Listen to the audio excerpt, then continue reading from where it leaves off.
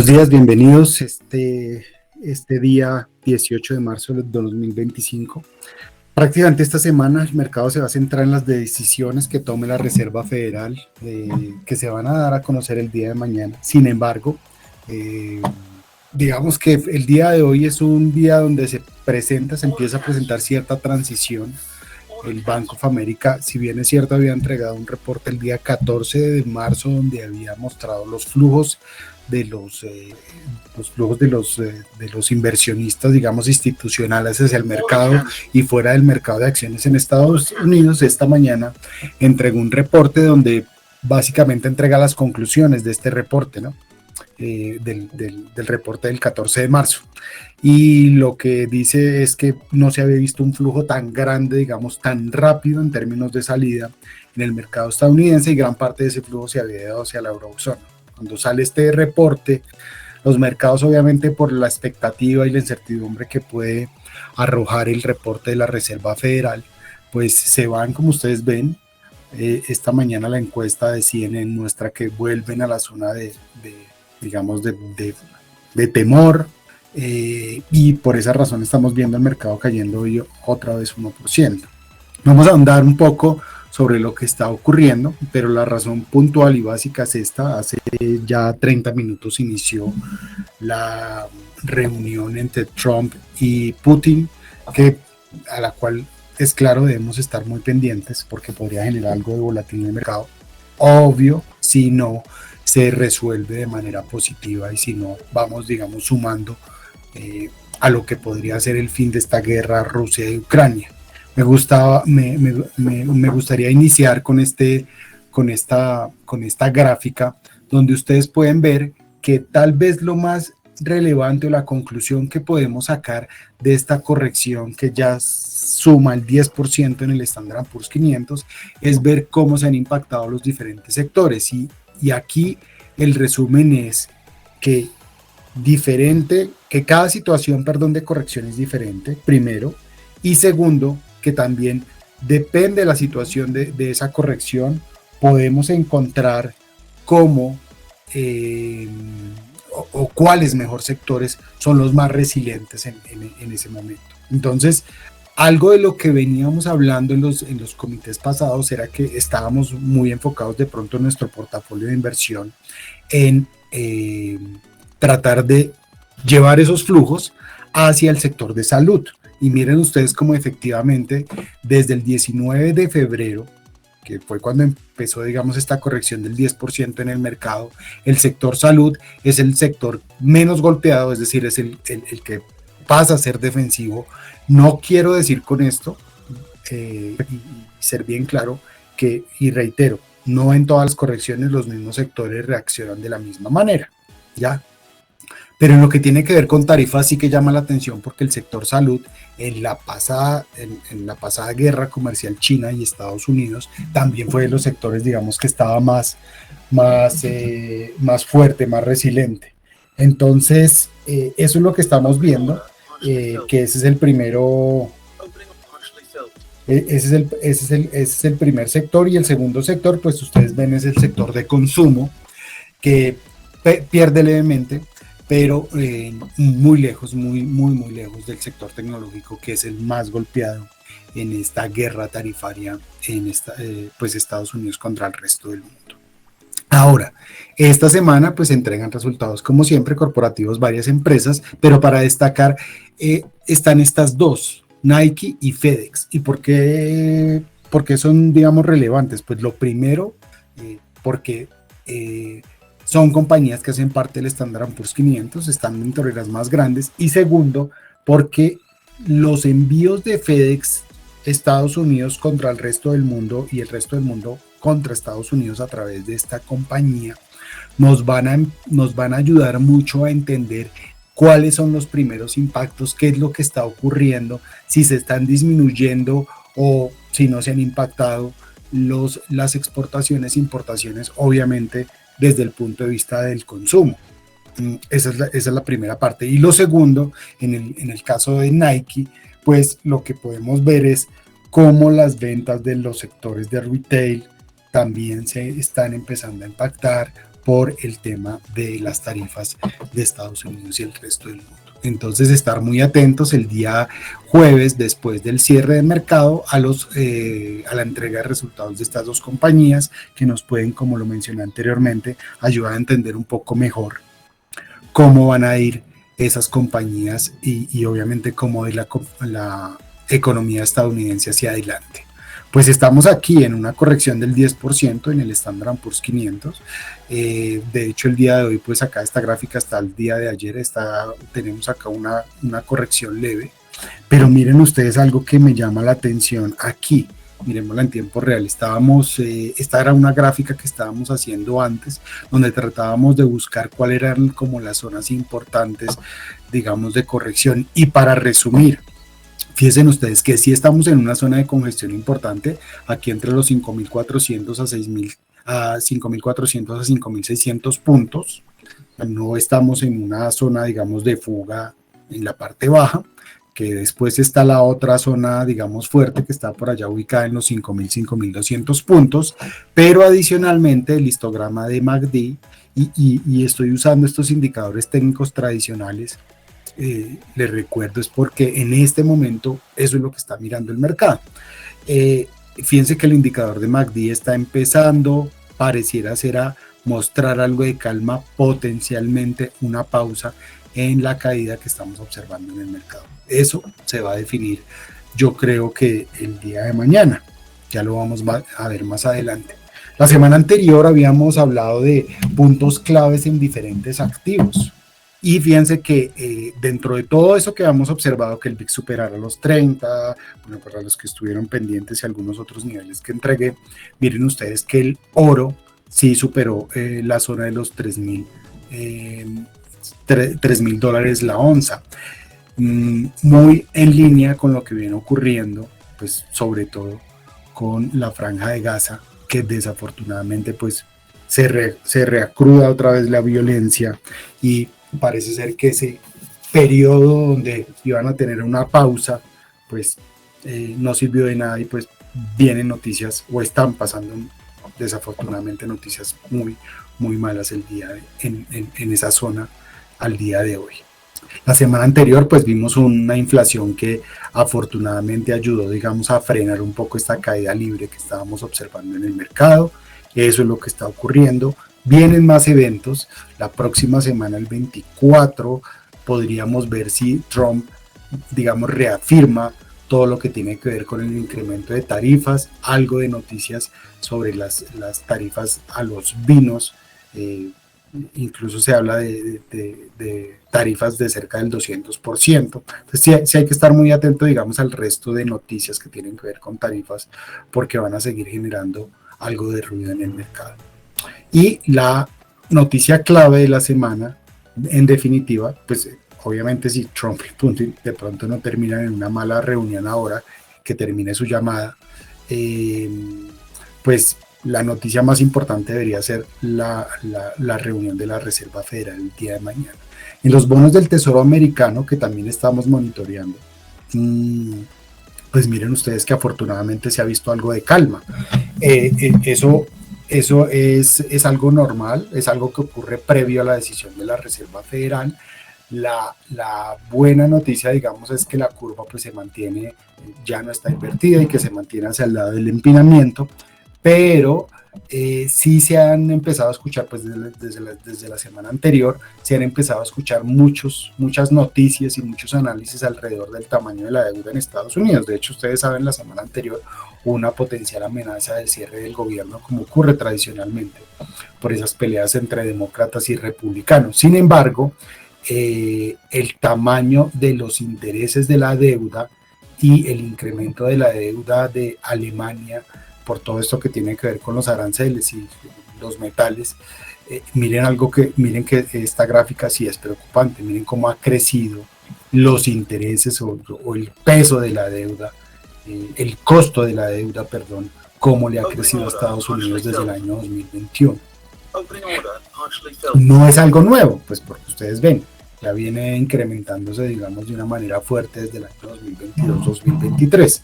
Sin embargo, pues digamos que en los momentos de alta incertidumbre y volatilidad, pues se traen gráficas o se traen análisis que ya se habían hecho de una manera previa, digamos, para tratar de buscar un argumento y encontrar la razón de por qué el mercado se está comportando de X o Y manera.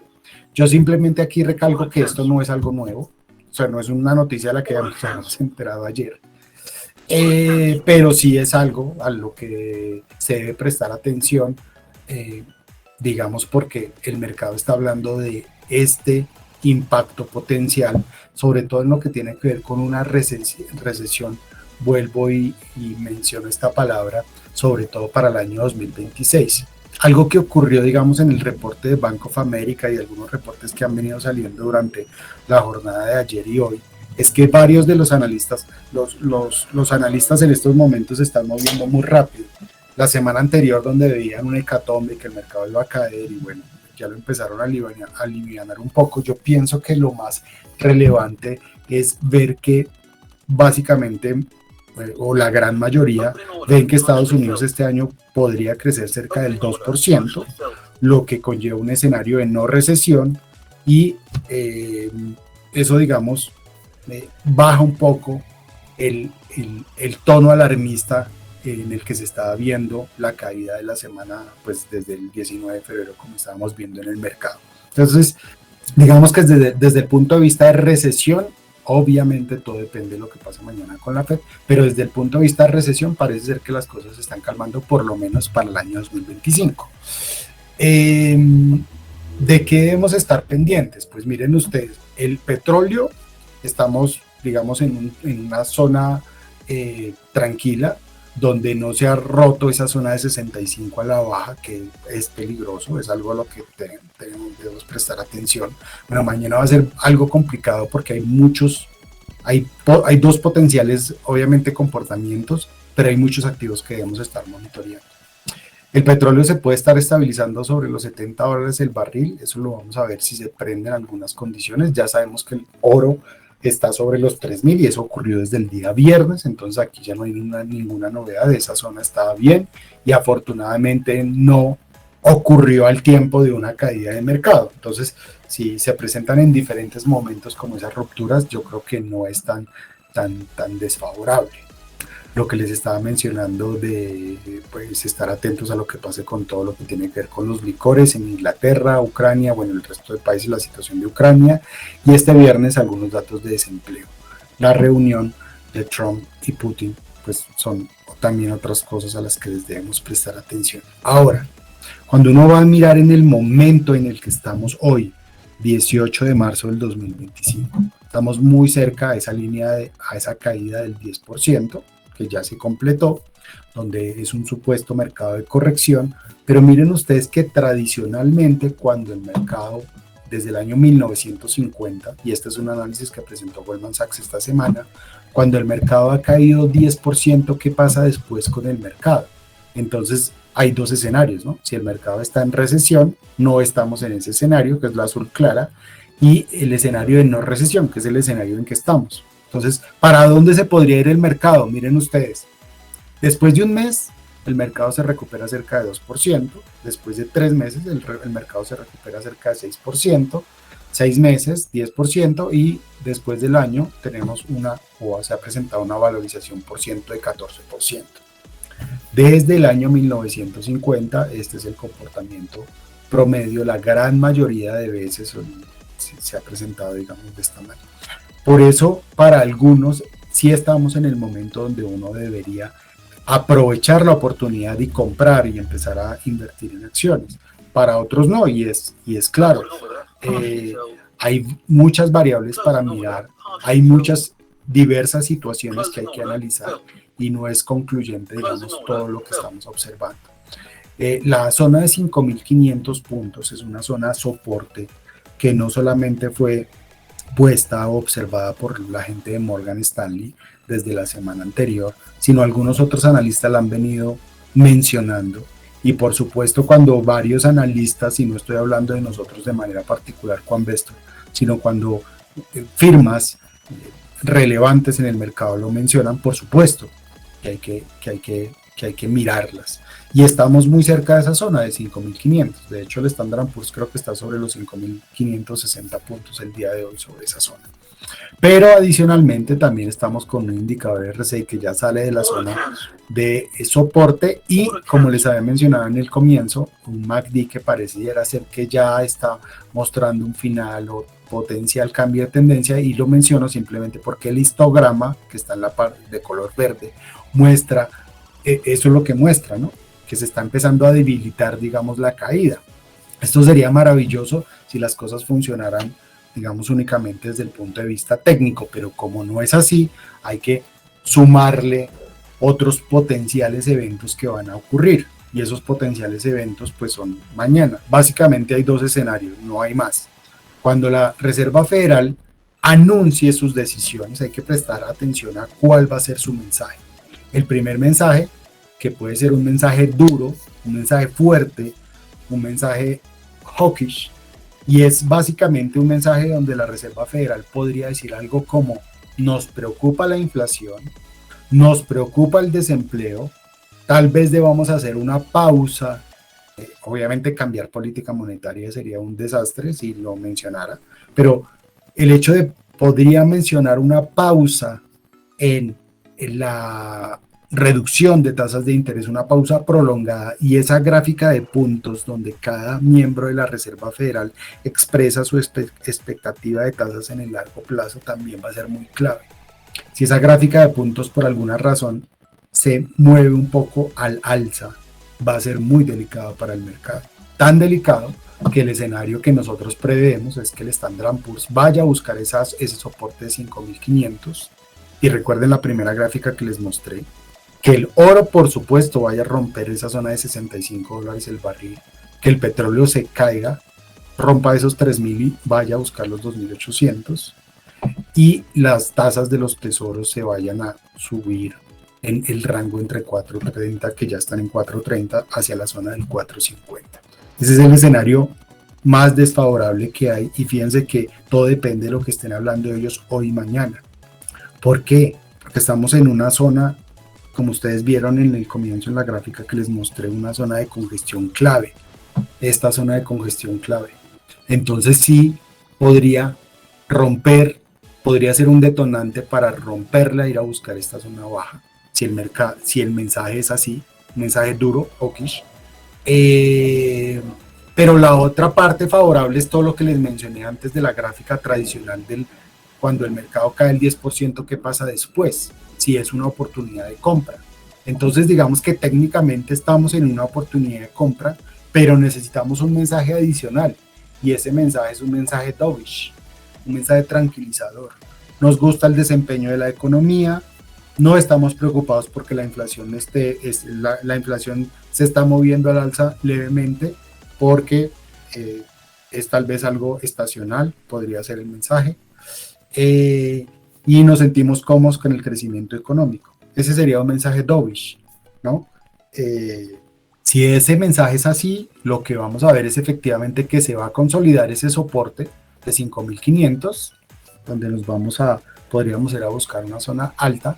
El petróleo podría subir arriba de los $75 el barril, consecuentemente el oro también debería valorizarse, 3.200. Y aquí les boto un tip chévere para las personas que les gusta hacer como mercado intradía y están pendientes. El oro de todos estos activos, incluso por encima del petróleo, bla, bla, bla, de los futuros, perdón, del Standard Poor's, del Nasdaq, cualquier otro mercado, es el primero en moverse en términos de milisegundos. Esto es algo muy peculiar que ocurre, pero en milisegundos sí el petróleo es el primero que se mueve. Entonces, si uno ve un petróleo al alza, muy seguramente todo el mensaje es un mensaje dovish. El oro al alza, muy seguramente el mensaje es un mensaje dovish, lo cual es favorable, como ustedes pueden ver, para el resto de activos. Mucha suerte mañana, porque obviamente, no solamente por un portafolio de inversión, parece ser que el impacto de las tarifas ya está aquí, ¿no? Y vuelvo y reitero, el 24 podría haber otra vez volatilidad, pero la sumatoria de factores, ¿no? Que estemos en un mercado donde hay una potencial entrada de compra, si a eso le sumamos un mensaje dovish y si a eso le sumamos algo de flujos, toda esa gente que salió la semana pasada, flujos entrando, pues eso va a ayudar, por supuesto, a soportar el mercado. Vamos a verlo la semana, perdón, el día de mañana, y ojalá, como les menciono, vaya muy bien. Ustedes saben, esta gráfica está más adelante para los que la quieran mantener en YouTube y ver lo que va a ocurrir en el mercado, pero me parece que podemos ver esos escenarios y por lo menos estar preparados para lo que viene el día de mañana. ¿Cómo ha reaccionado nuestro portafolio gestionado por nuestro Génesis Inteligencia Artificial en este mes, que ha sido un mes tan complicado? Miren ustedes que durante el mes, estamos acá, perdiendo cerca de 3%, pero estamos bien lejos del resto de los operadores. Eso es bien positivo, porque a la larga lo que nos muestra es que básicamente donde todos han perdido dinero, o los mejores gestores del mundo han perdido dinero, por lo menos nosotros hemos estado ahí, ¿no? Teniendo en cuenta que todos estamos jugando el mismo juego de comprar acciones del Standard & Poor's 500, es el mismo juego, gestión activa de esas acciones. Entonces nos estamos comparando pares y eso es lo interesante aquí. En otras palabras, lo que quiero decir o lo que quisiera resumir es que fíjense el poder del uso de la inteligencia artificial en la gestión de activos, ¿no? Que ya lo hemos visto en el largo plazo, pero es muy interesante verlo, digo yo, en momentos cuando todo el mundo tiene miedo. ¿Qué herramienta más poderosa nos muestra esta IA para gestionar activos? Voy a dejarlos con esta gráfica donde les resumo a qué debemos estar pendientes, cuáles son los niveles clave de diferentes activos, y por ahora podríamos estar, pues obviamente si mañana el mensaje ojalá sea muy dovish, muy tranquilizante, podríamos empezar a ver una corrección más real en el mercado. Pero estos son los niveles que debemos monitorear de diferentes activos. Recuerden, pues yo creo que en unos minutos, o si no está pasando ya se debió haber terminado la llamada, tal vez Trump haga una rueda de prensa, etcétera, muy pendientes a eso. La semana entrante van a entregar resultados Tesla, que va a ser clave, Coca-Cola, bueno, tengo en mi mente como esas compañías. Entonces, el comité de la otra semana, por supuesto que espero también sea bien interesante para ustedes, pero clave mañana a mediodía estar pendientes de la reunión de la Reserva Federal para ver qué va a ocurrir con todas estas inversiones. Bueno, les agradezco como siempre su participación en nuestra reunión semanal y nos vemos la próxima semana. Gracias.